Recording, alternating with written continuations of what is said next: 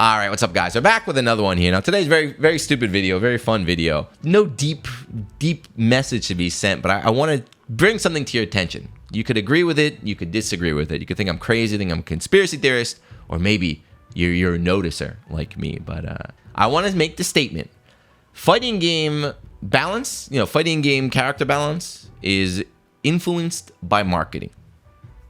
Sometimes more heavily than others. But what do I mean by this? So the reason why I'm talking about this right now is because if you haven't seen Street Fighter 6, the update just dropped. I'm going to give you a little preview of Ryu. There he is, right here. As you can see, he might have gotten a little bit buffed. Yes, there's a lot of, Ryu's the best character in the game right now. They made him strong again. Everyone wants to play Ryu. But it reminded me of something happened in Street Fighter 5. So let's go back to that time machine. 10 years ago, vanilla Street Fighter 5. Believe it or not, this is before a lot of your times, but Juna used to be the stream producer for Daigo's stream, Beast TV. So as every week, Daigo and Fudo would have a talk show. They'd call over guests. They'd talk about all sorts of different topics in the FGC. It was really, really interesting. A lot of good topics. But one of them that I still remember to this day was a take from Fudo. This is during vanilla Street Fighter 5 Season 1. He was like, the protagonists, the main characters in your fighting games should always be strong. They should always be strong. They should always be top tier. And I was like, what's he talking about? What's he talking about? Because if you weren't around back then, these were the problem characters, right? These were the problem characters in vanilla, right? Ryu and Chun were very, very strong. They were everywhere in the competitive scene.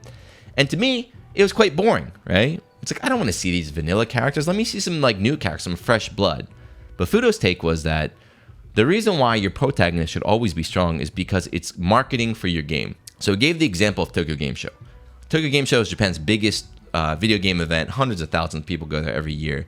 There are dozens, hundreds of booths. I don't even know. They're huge monitors, showing games all over the place. And his example is, if you're walking through that space, you're just getting blasted with noise and screens everywhere, and you see Street Fighter 5, but you don't know what Street Fighter 5 is. You see a fighting game happening, and you see Abigail and Falk. You just keep walking, right? You're just gonna keep walking. You're like, oh, well, I don't know what that looks bad. I'm gonna keep walking. But if you're like a 30-year-old, 40-year-old businessman, you're walking through all that noise, and you see Ryu and Chun-Li. Now, even if you don't play fighting games, even if you don't play Street Fighter now, you remember them. You know those characters. They're the face of Street Fighter. You remember playing them when you were a kid, 20 or 30 years ago. You might stop, walk over, check it out, and that's marketing for your game. That's how you get more eyes on your game. So his stance was they should always be strong. They don't have to be the best, but they should always be strong enough that people will use them in tournaments, and they have the potential to make top 8 so that they can bring eyes, they can grow your game. So I was like, you know what? As a fighting game player, I disagree because, I want to see flashy characters, but I understand and I agree with them in that sense for marketing. So I was like, that was a wise lesson from Fudo. And ever since then, I've always been paying attention. Whenever a game gets announced, whenever a balance patch comes out or any sort of character, I look and I think, does this have anything to do with marketing? So another great example, this happened later in Street Fighter V's life. Capcom is not afraid to use their game to market, but this dude came completely out of left field, right? He took over the competitive landscape, and it turns out he was an industry plant. Luke, this corny dude. This dude is Poochie from The Simpsons, right? What a horrible design. What a stupid character this guy is. But it turned out Capcom was pushing him to become the face of Street Fighter 6, right? There he is, right there. So out of nowhere, he drops instant top tier, right? Immediate top tier. The pros are like, why is this character so strong? Why does he have every tool available? And they all had to switch, right? Open up your mind. Are you telling me that was not intentional? But yes, Luke was super strong. All the pros switched. You start seeing Luke everywhere. This is in the last season of Street Fighter. It leads up into Street Fighter 6. Suddenly, he's the new face, right? He's on the cover of everything. And what happened in vanilla? He was top tier as well. Season 1 Street Fighter 6, they were like, he's the best character in the game. Mago called him the $1 million character. You had him at EVO. You had Mena doing work with him on the main stage. He got second place at Capcom Cup. But again, another clearly, intentionally designed strong character, right? You think I'm crazy? You think I'm nuts? I don't think so. I think we're on to something here. So Street Fighter 6 sold a bunch.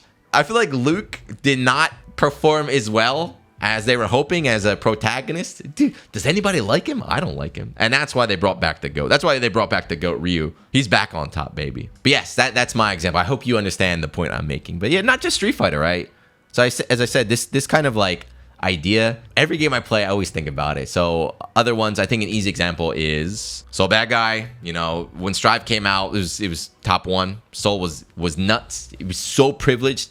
If you put him next to like Angie, for example, you're like, what? How are they in the same game?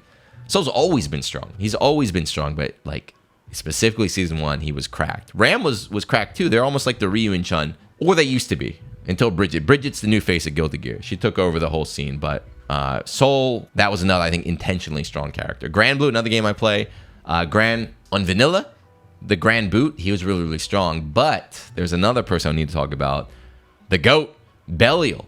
If you don't follow Grand Blue, this is the most popular character, at least with the girls, but absolute one of the most popular, most requested characters back in 2020 when he dropped. So he dropped in 2020. 5 years. He's been top tier for 5 years. That's your Evo. This is your Evo champion. This is a multiple like national tournament champion. He's a monster.